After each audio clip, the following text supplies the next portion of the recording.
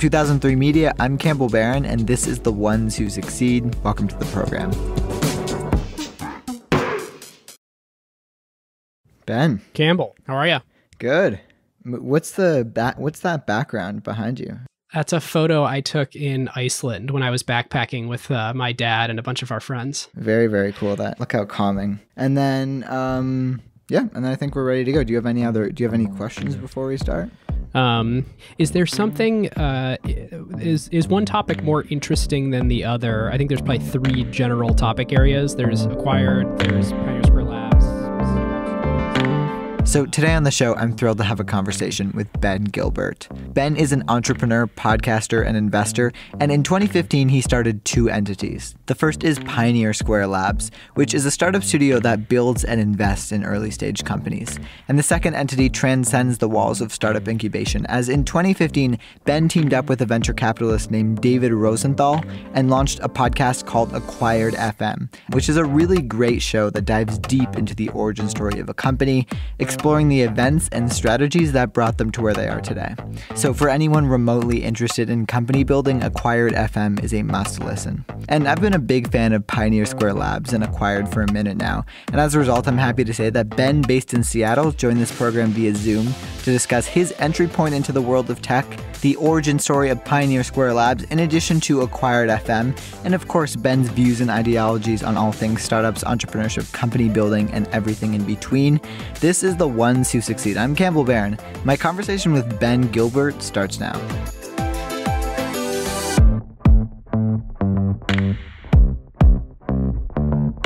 Well, Ben, I really appreciate you taking the time to come on the program. Hey, thanks for having me. So I'm really interested in what you're doing at Pioneer Square Labs and your podcast Acquired, which is a must listen, and your career, and then your thoughts on tech and various perspectives in regards to some trends and waves we're seeing, especially in 2020. It's been a crazy year. But I think before we get into all of that, if you can briefly introduce yourself, who are you and what do you do? Yeah, you got it. Well, I can't say how excited I am to be on. I think the fact that you're doing this as, do I have it right? You're 17 years old? Yeah, I appreciate that. I hope that if I was 17 today, I'd be doing something like this, but I just love how sort of enterprising it is and just really cool you're doing it. So my background is, so I'm the co-founder of Pioneer Square Labs. We are a startup studio and early stage venture capital firm based in Seattle. Before that, my background is primarily in tech, both on the programmer side. So I did computer science undergrad and was an indie iPhone developer and published some apps that got sort of millions of downloads on the App Store in the early days. And that was before it was as crowded as it is today and much harder to get that download spike. And spent some time at Microsoft as a program manager working on the first version of Office for iPad, which was really cool because that was the big secret counter strategy thing that the company was working on at that point in that 2011, 2012 timeframe. One fun thing to underscore is like, even though it was to me the most exciting piece of technology going on in the world at that time, like I felt iOS was the future and definitely learned that from my indie time as an engineer and developer. I still felt kind of fraudulent working at a big company like Microsoft and wanted to get into the startup world as quickly as possible. And so after a couple of years there, started a thing called Madrona Labs, which was my sort of first attempt at a startup studio. And then my partner and I left to kind of start PSL and make it a sort of big, broad platform for starting companies. Yeah, well, I'm the startup studio is one of the kind of pieces in the world of startups and tech that I guess I see myself identifying with the most as someone who kind of has a wide range of ideas. I love the networking aspect. I like the venture aspect and being able to kind of partner with entrepreneurs, but I want to get into that. But before that, when was your first taste of entrepreneurship? So when I was 19, that's when I published Seize the Day, and I made that with my roommate who was also an intern at Cisco at the time, and it was our first iPhone app, and I think iOS 3, if I remember right. And basically there was not a to-do list on the App Store. And so we were like, well, this is like ridiculous or there wasn't a to-do list on iOS. There were a few in the App Store. And so we just made a very simple one that ended up getting featured by Apple. So you sort of get 20,000 downloads a day because the fire hose is turned on because they're like, oh, look, a to-do list. And it has notifications, which is a feature that we really want to promote. And they had also just launched iAd, which was Apple's attempt at an ad network, which was wildly mispriced. And so by being one of the early apps on the platform, we got these crazy high CPMs. Whenever people clicked on a Nissan Leaf ad, we would make a bunch of money. And, it was because Apple was not an advertising company and hadn't sort of balanced the marketplace yet. And that was kind of this crazy realization for me that, oh my gosh, if all I am is a programmer, because I didn't study business at all in college. And, I really was just a programmer. And there's enough other infrastructure here in the App Store that literally all I have to do is put an app in the store and I can make money on it. And it just felt weird to be able to only have one skill required for a business. And yet that one skill was sort of all I needed in that scenario. Now, for our younger listeners, we should absolutely preface this by saying, unfortunately, in 2020, that is not the case. You cannot just launch an app and hope it does really, really well. I mean, 99.999% of the time. At Microsoft, you got to work for this huge company in Seattle. But you also probably could have worked at a really early stage startup with 5, 10 people, 50 people maybe if it's not as early stage, but and probably had a completely different experience doing a similar job. So if you were starting out a career, do you think it would be beneficial to go kind of chase maybe a higher role at an early stage startup or kind of get experience working at a big company?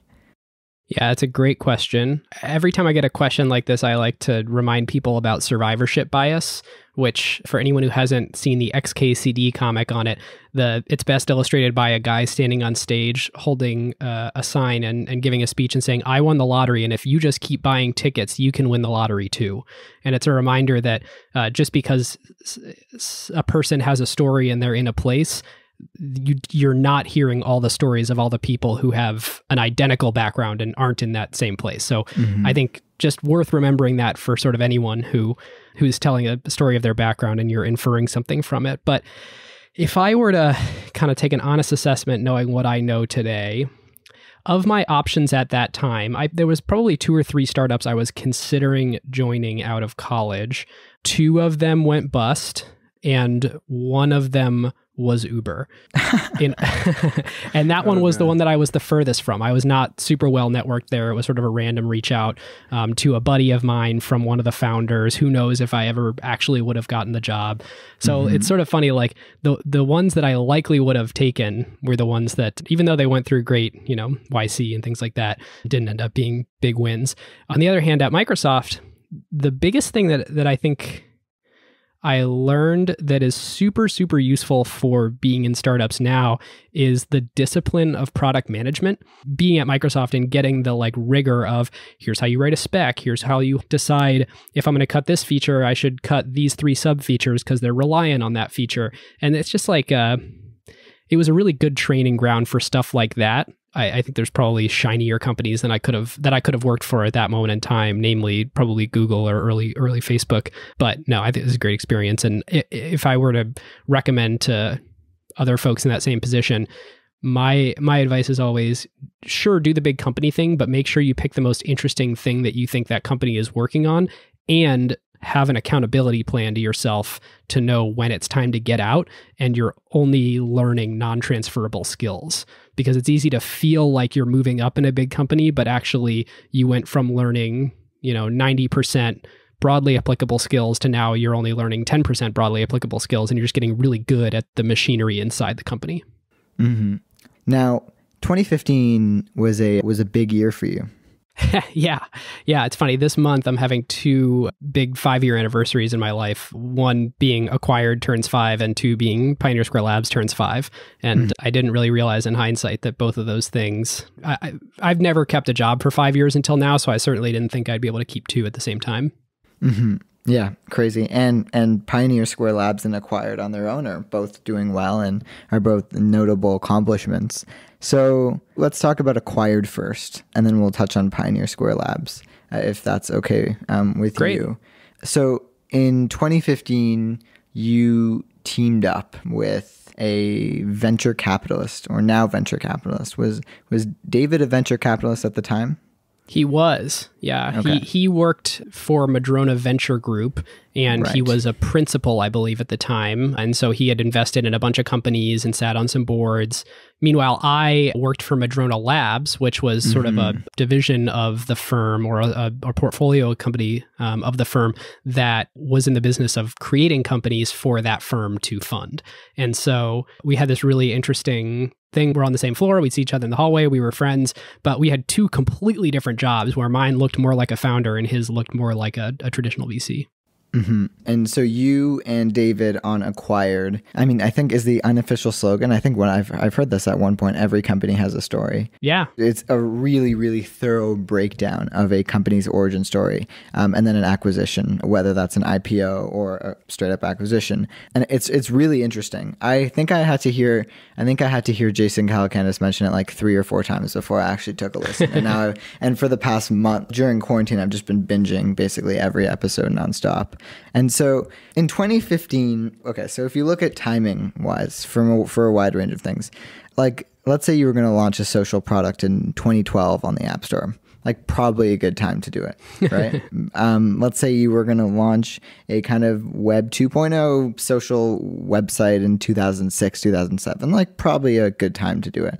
Podcasting in 2015 is also probably a fantastic time to kind of get into it. 2013 is when I first started listening to podcasts. The first one I listened to was the TED Radio Hour, but 2015 is when I started doing it every day. That's when a bunch of the Gimlet shows started popping up that I was getting really interested. There were other podcast networks that I was pretty interested in, and other shows. And so in 2015, you had this idea, or I'm guessing it was your idea, one of your ideas, to start this podcast and really do a deep dive into a company's origin story. What prompted that? Because this is pre-How I Built This. This is Tim Ferriss was just getting started. This is a kind of a different landscape. Coming up on The Ones Who Succeed, my conversation with Ben Gilbert continues. Stick with us. We'll be right back.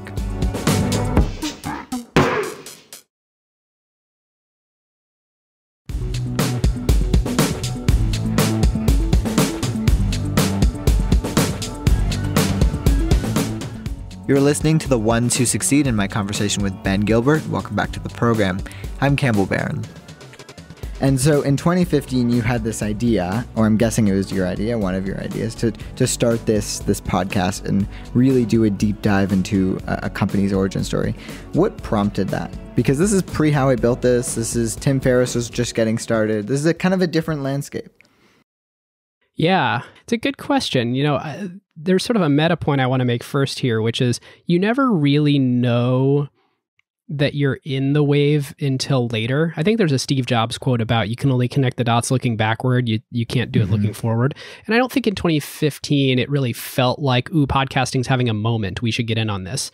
The App Store felt a little bit like that in the early days, but certainly not. Like, I didn't think it would be a significant part of the global economy the way that it is, and, have apps like TikTok that are the central focal point of geopolitical relations of two of the world's largest superpowers. So that the first thing is, when you're in the middle of one of these amazing serendipitous timing situations, you don't really feel it. The thing that you do feel, if I try and pattern match between the two, is, hey, this thing is really interesting to me right now as a creator and as someone who's like a loosely defined as a product person. And if I feel like I really get this medium or this new platform or this new opportunity to create, maybe I'm on the forefront of something and we should lean into it, because a whole bunch of other people are going to follow later, and I'll look back and say, darn, I wish I had leaned into that when I had my spidey sense on it. And so if you're a person with that sort of product spidey sense, I would say always, if the spidey sense is strong enough, always try and tinker in that medium when the opportunity is available to you. And so what I think drove, to really answer your question here, what drove starting Acquired was, I had been a big fan of the talk show with John Gruber. He writes Daring Fireball. It's a very Apple-centric sort of designy podcast. And I remember sideloading podcasts onto my Firewire iPod in like 06 or 07. With the wheel. Totally.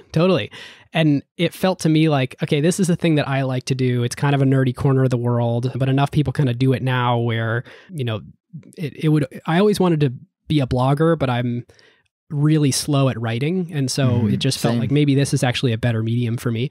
And I pitched David on 2 different podcast ideas. The first one, we didn't call it Acquired yet, but the first one was, hey, I want to study acquisitions that actually went well. If the goal is to have our companies be acquired for a lot of money that we start or invest in, like maybe we should understand what the acquirers are looking for. And obviously the show has really branched out now, and it's not just about acquisitions, but really the sort of central story and strategy of a company. But the other one I pitched him, and David's response was great. I pitched him, hey, let's do a podcast on companies who have innovated twice to the tune of $1 billion. Like, who's had actually $2 billion innovations? And David's like, yeah, we're going to run out of episodes there too quick, so let's do that other one. And so you didn't call it Acquired at the time. My feeling with this podcast, which I started in 2018, it's been a long time. I mean, a long time for me. And I think if I knew how hard it would be, and I'm like 5% there, but let's say if I knew how hard it would be, I don't think I would have wanted to do it, because it was just way more work than I actually felt. And I think most people with kind of ambitious things, products, ideas kind of say the same thing. In your case, you're doing this podcast, but you're also starting a startup studio, which is a company of its own, an entity of its own. One of those would theoretically be enough to kind of dedicate some time to. But I take it that Acquired wasn't like this overnight success. And so talk about the actual inception and the building of a podcast. We hear a lot about building companies, but podcasts are a little bit like mini companies of their own. They for sure are. Well, the first thing I'll tell you is it didn't make a dime for the first 2 years, and not a lot of people listened. So when you say just doing one of those things would have been enough, like, you got to understand, starting Pioneer Square Labs is that was an 80-hour-a-week job, and still is. I mean, it's still well more than a full-time job. And for the longest time, the podcast was really like, look, I spend a lot of time reading about random stuff on the internet. Why don't I actually channel that into read a bunch of stuff about a specific company that I care about, and then be able to sort of tell its story. And only recently has it actually turned into this thing where it's, enough people listen to it, and there's enough sort of economic upside in the future of it where it makes any sense at all for me to pay, carve off some percentage of my time to work on it. So when people talk about these sort of like overnight success podcasts, like a great example is the 20,000 Hertz podcast was featured and put into the 99% Invisible podcast feed, and they got their first 100,000 listeners like that. And Acquired has been literally the exact opposite of that, where I would say no one really listened until like mid 2017, 2018. And it just took a whole bunch of episodes of David and I doing it to get good enough to really warrant people listening, and to build that brand and that consistent notion in people's head that, hey, this is high quality. Because if I had to be honest, like, and I always hesitate to go recommend those 2016 episodes to people. And I frankly think we should just do them again now that we're actually competent at this craft. I wouldn't. I mean, I think I was listening to the first Snapchat episode probably about 2 weeks ago, and I think you're not giving yourself enough credit. But I mean, I look at my podcast from 2018 and cringe and can't listen to myself, partly because I was 15 and just my voice has changed so much. But aside from that, I mean, like Gimlet and Startup was featured on This American Life from its first episode and went from 0 to 50,000 downloads within the first episode. And obviously, like Alex, who started Gimlet, who I had on season 1, spent a bunch of time at This American Life, many, many years. So that was obviously well deserved, well earned there. And it was just a fantastic podcast. But I think overall, like, the non-shout out route takes quite a bit longer from what I've experienced and from other people I've talked to who are in the space. So you mentioned that this was really a side project that you and David were working on for many, many years. And I guess at the same time you were doing this, you also ended up co-founding and launching a startup studio, which is a concept that I probably became familiar with about a couple of years ago. And I'm really, really, really interested in this idea. I've talked to a few people who have industry-specific startup studios, real estate or finance, etc. But I am really, really curious to hear the inception story of Pioneer Square Labs and why a startup studio. Yeah, well, it's a great question. I'll answer that last bit first. Why a startup studio? And I will make a macroeconomic argument for it because, for anybody who's been an entrepreneur, like you work on something for 5 years and you build it up from nothing, and you think about every different mental model for how you can slice your thing. The way that I've most recently really come to understand it is most people start a company 0 or 1 times in their life. And some rare people, this like couple percent of entrepreneurs start 2, 3, 4, 5. And what that basically means is there is a huge missed opportunity to provide economies of scale to the stuff that most startups need to go through in the early days anyway. And for anyone who's not sort of familiar with that economies of scale idea, it's basically like if you do something a whole lot and you are set up to be able to do it over and over and over again, you get so much better at it that you bring the cost down. And whether that's actual dollar cost or whether it's just like the amount of effort that it takes to get to any given step in a process, it's remarkable to me that everyone has to go through the same steps of finding product market fit, the same steps of even before that, validating that anyone wants your idea, standing up common infrastructure around payments and legal, and who are the best 5 service providers for me? What accountant should I use? What law firm should I use? How should I build my pitch deck such that it's most digestible by investors at that point in time? And there's sporadic different resources that you can sort of attain on your own if you're starting a company the normal way, which the vast majority of people still are. But there is this other option now with studios. And just to give you a sense of magnitude, in Seattle, about 13% of VC-backed companies each year are started by Pioneer Square Labs. So the vast majority still started the normal way, but a pretty 1 in 7 companies. That's nuts. Congrats! I didn't know that. Thank you. Yeah, we just spun out our 25th venture-backed company last week, so right at our 5-year anniversary. And so this thing that's really occurred to me that is like, if we can get really good at that validation process, sort of killing literally 9 out of 10 ideas that we work on, and we've worked on just over 250, so it really is 9 out of 10, then we can sort of increase the quality of the average startup in the city or in any given ecosystem just by throwing away all the bad ideas first and being that sort of big multi-headed co-founder for someone.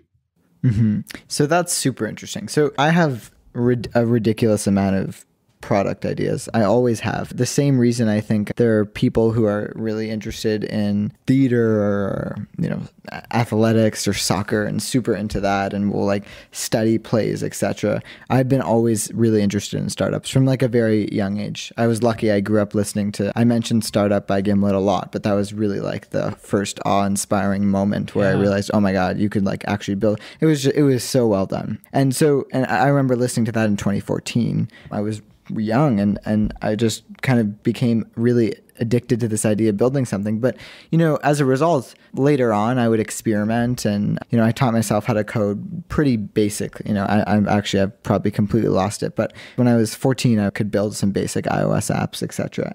And for me, even to this day, I probably have like 5-10 ideas every week and I just write them down in this huge list. And for me, the question has always been like, okay, well, these look really good, but I don't necessarily want to go all in on all of these. And it's also, I really also like the idea of being able to kind of hear other people's ideas, kind of filter through those and build out other people's ideas with them. And so when I found out about the concept of actually building a startup studio, I thought that was really interesting. And it seems like what Pioneer Square Labs is doing is essentially, if you're a founder and it's like you mentioned, instead of kind of going through all these like hurdles to get your idea off the ground, you can kind of get it quickly validated at Pioneer Square Labs. And if you're interested and it fits your mandate, then you can kind of co-found it and then essentially spin it off as a separate entity. Am I correct in that? That we definitely do that. 50% of our ideas are internally generated, where it's someone like me who's like, I want to start this startup. I'm not the right person to run it, but like I can at least run it to ground and figure out if people want this thing or not. And then the other half are exactly what you were saying, is someone has an idea, wants to get it to market, 6 to 12 months faster than they otherwise would have, or just wants someone to help them sort of kill this thing that they've been wrestling with in their head and determine whether actually they should start that startup or not. Yeah. Okay, great. So basically a mix of both. And I think if I had an entity that I could have that would enable me to test out all my ideas, that would basically be like a dream come true. And so, because, and like you said, you have these ideas, you want to see them come to life, you want to be a part of them, but you don't necessarily want to run the day to day. And you might not be the best suited to run the day to day. And so when you start, so I guess the question is, the number one thing when I talk to people, outsiders, non-believers of startup studios, and generally this is kind of from an outsider crowd, because most people that I know that are in the world of startups kind of don't have really strong opinions about this. But the idea that, okay, you're building a company that essentially creates companies. How do you stay focused? That's a great question. Well, the power of a startup studio comes from sort of three things.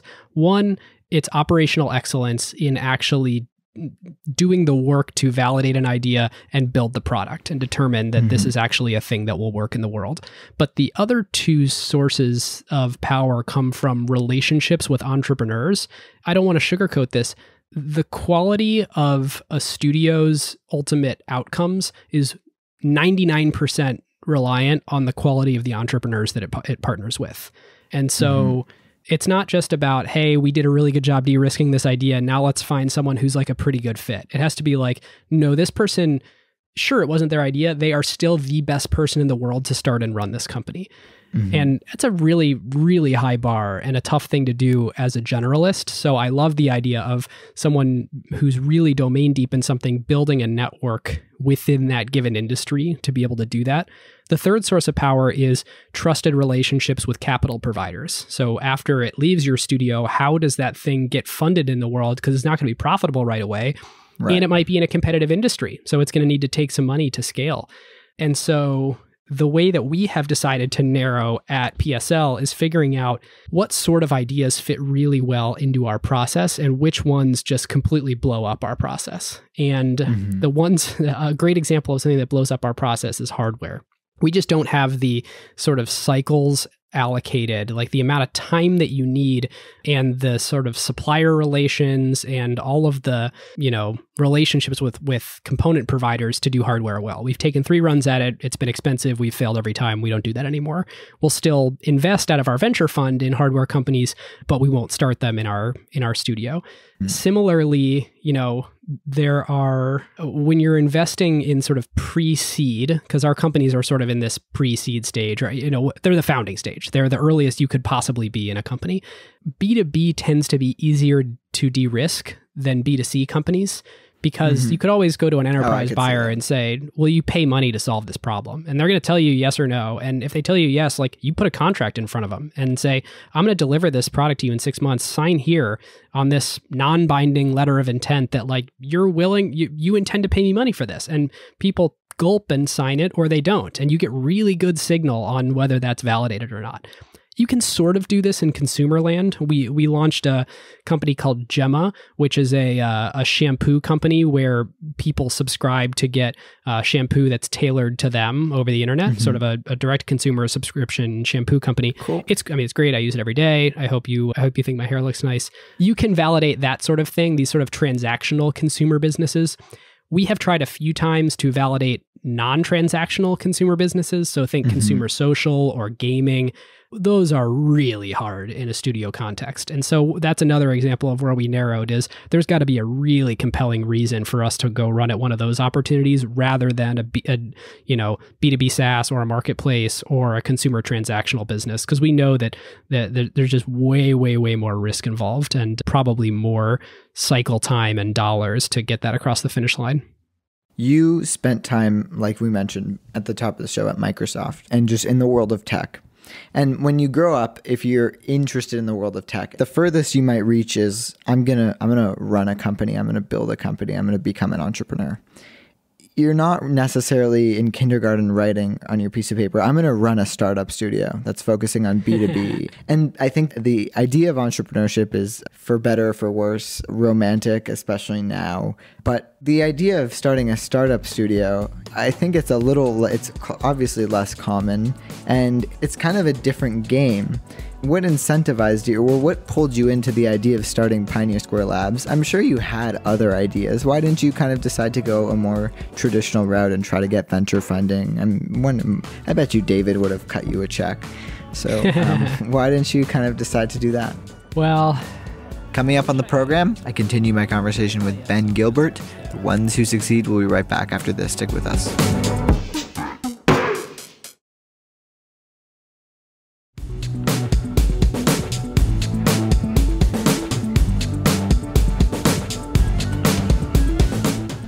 Welcome back to The Ones Who Succeed. I'm Campbell Barron. And I'm joined by Ben Gilbert. He's the co-host of the podcast Acquired FM, in addition to being the co-founder of the prominent Seattle-based startup studio, Pioneer Square Labs.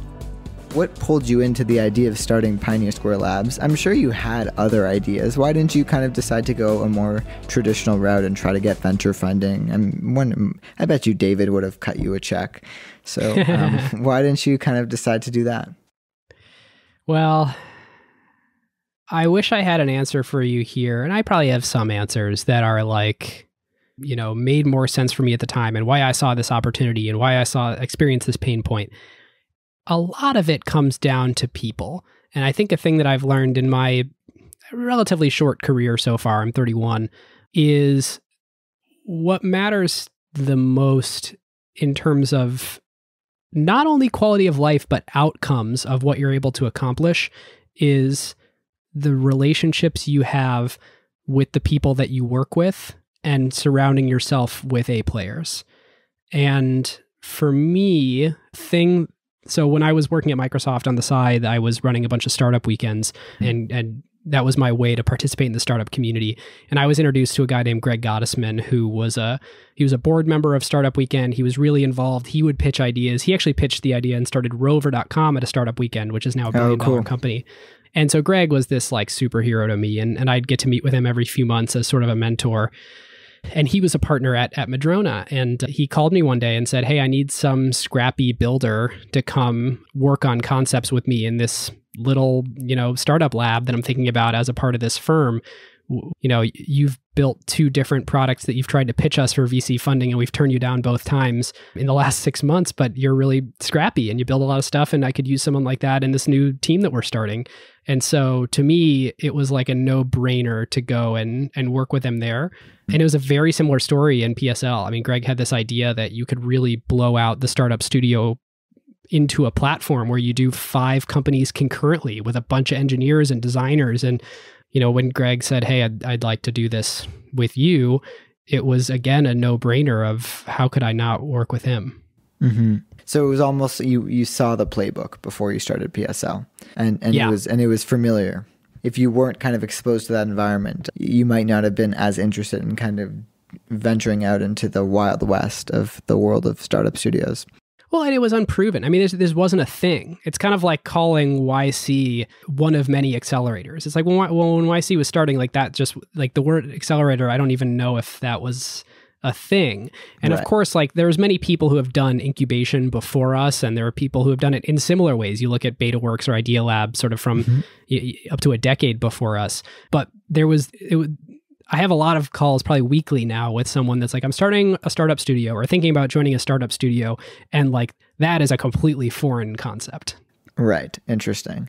Now, when you're building this, how does the structure work? Because I'm guessing you co-founded it, and I'm guessing you take a percentage you personally have some carry, if you will, in regards to the entire process, or you have a percentage in the studio, which owns a percentage in the individual companies entities it creates. So I guess my question here is, when you're working on a company or you're potentially starting a company within PSL, how does the actual structure work? Yeah. Well, Campbell, you already understand, like what you just sort of told me is a better guess at how it is all structured than like most people who are like well down the path of actually starting a studio. So sort of kudos to you. When you think about the incentives and the economics, that's exactly how it works. I, along with every single other member of our team, have equity in the studio, and the studio is sort of a company itself, which has raised venture money. And so we all have equity in it, and that studio is a co-founder of any given company. And so it, just as one sort of line item on any cap table, it is a holder of equity in any company that we start. And so if you think about all of our incentives are around creating big, successful companies. And so we have every incentive in the world to stop working on anything that we don't see a path to it being a big company, because none of us are taking home like big paychecks here. There's no we're all in it for the long game. And so I think it definitely, I love the incentives that it provides around, hey, only get high quality companies out into the world, because like that's kind of why we're all here. But if you think about it less from a sort of incentive side and more from like you asked about structure side, there's a pretty clear 5-step process that happens whenever we create a company. And we call those stages ideation, validation, creation, spin out, and scale up. And there's like a pretty clear set of activities that happens in each and every one of those sort of stages. And like, hopefully things get killed way further to the left than to the right, because the further to the right we kill something, the more expensive it has been. I see. Interesting. Yeah, it's my partner TA that came up with this really great sort of process and framework for how do we, for any given project, we have a big weekly review of all the projects, which one is in what stage and how should we think about what resources to allocate to it based on the stage that it's in. That's really interesting. Why Seattle? It's a great question. So I think a lot of people, when they hear about Seattle, they think like, oh, Microsoft or oh, Amazon, which by the way are two of the 3 or 4 most valuable companies on planet Earth.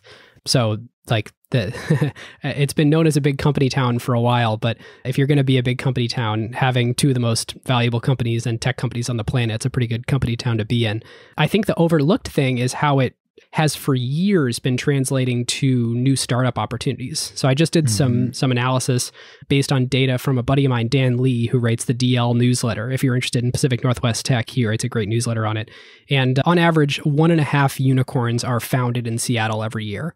And so there's sort of an interesting dynamic that's happening from the spill out of big companies and the spill out from the University of Washington, which is by far and away the #1 university that provides talent to the big 5 tech companies. It's like by thousands and thousands of people, it is the #1 place where people join big tech companies from. And then the third thing on top of that is it is a relatively capital constrained environment in the earliest stages.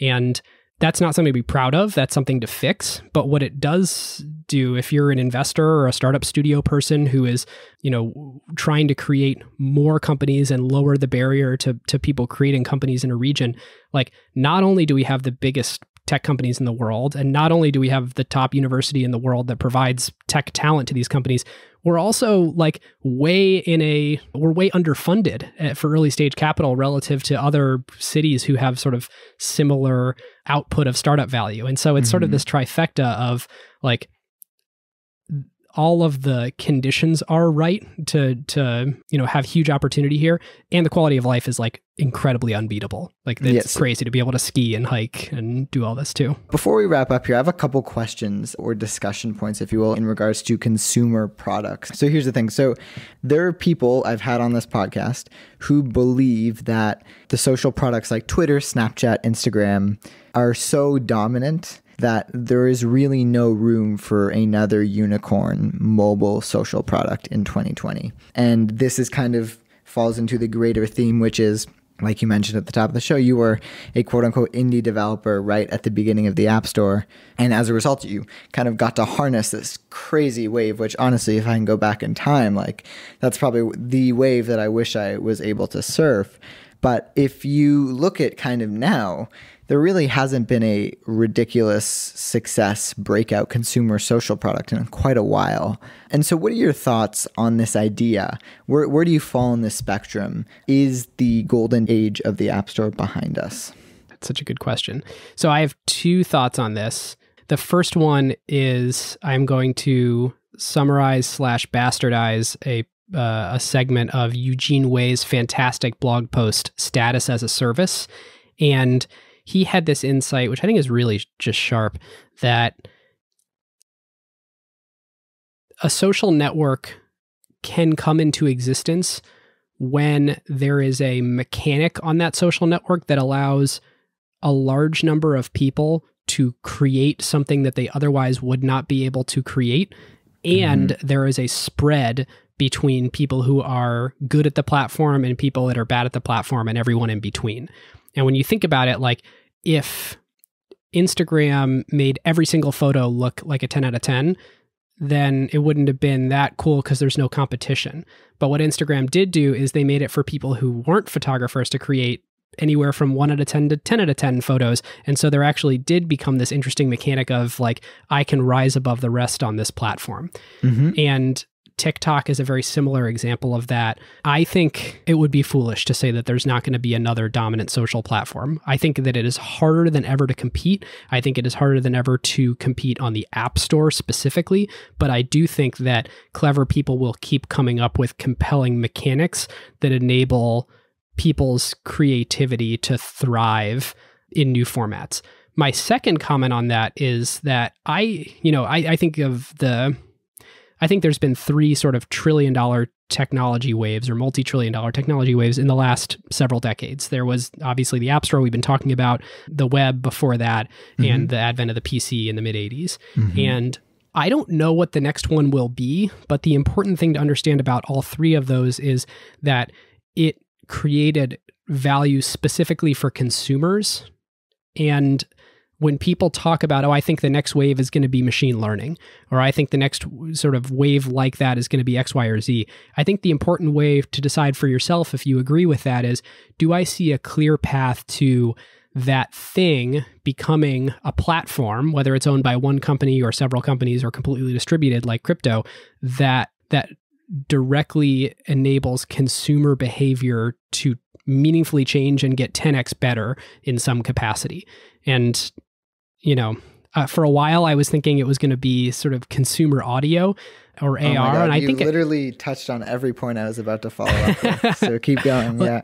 And the reason I sort of have thought about that is every computing wave has brought sort of compute an order of magnitude closer to the human brain. So like the PC brought it to your desk instead of the mainframe. The web made it so that you could get information really quickly on your PC rather than having a disk mailed to you. And then mobile obviously put it in the palm of your hand so you could have it anywhere. And so, how do we inch ever closer? Well, I think AirPods and things like ambient audio are a first baby step there. If someone comes up with a really compelling AR device, that could be sort of the next, the thing that really creates the breakthrough.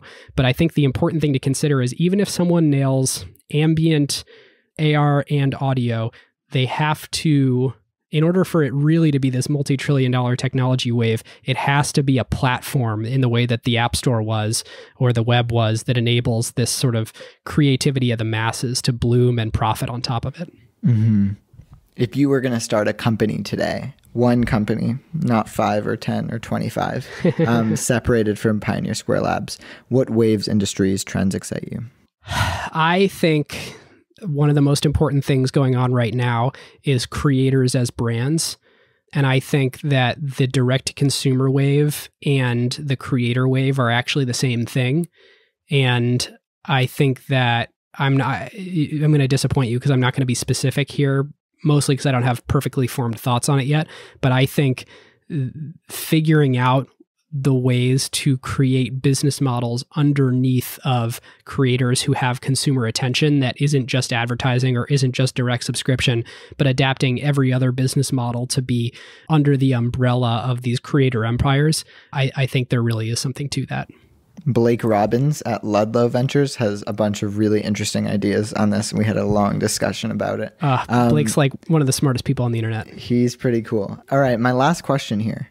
If you were going to give advice, and to someone potentially like me, perhaps kind of interested in entrepreneurship, interested in podcasting, potentially interested in the world of startup studios, angel investing, venture capital, what would that advice be? Thrash wildly. There's that common quote that is, luck is where preparation meets opportunity, or something like that. Mm-hmm. Did I just butcher that? I think my takeaway from that category of ideas is just try a whole bunch of stuff while you're young and pay attention if something starts working to be able to double down on it. But like, if some new platform comes up and you can build a new app for it, or you can launch a new piece of media on that platform, like, just keep tinkering and be obsessed with tinkering and always indulge your curiosities and pay attention to who you know that has been a successful tinkerer, and pay attention to when they're interested in collaborating with you or starting something. Your advantage when you're young is you can see around the corners that everyone else can't, and you have your fingers on the trends better than anyone else does. And so use that, participate in waves earlier than other people do, and identify who in your peer group is starting to stand out to be able to collaborate with them. Ben Gilbert, really insightful thoughts, opinions, and ideas. It's been a pleasure to talk to you. Likewise. Thanks for having me on, and best of luck.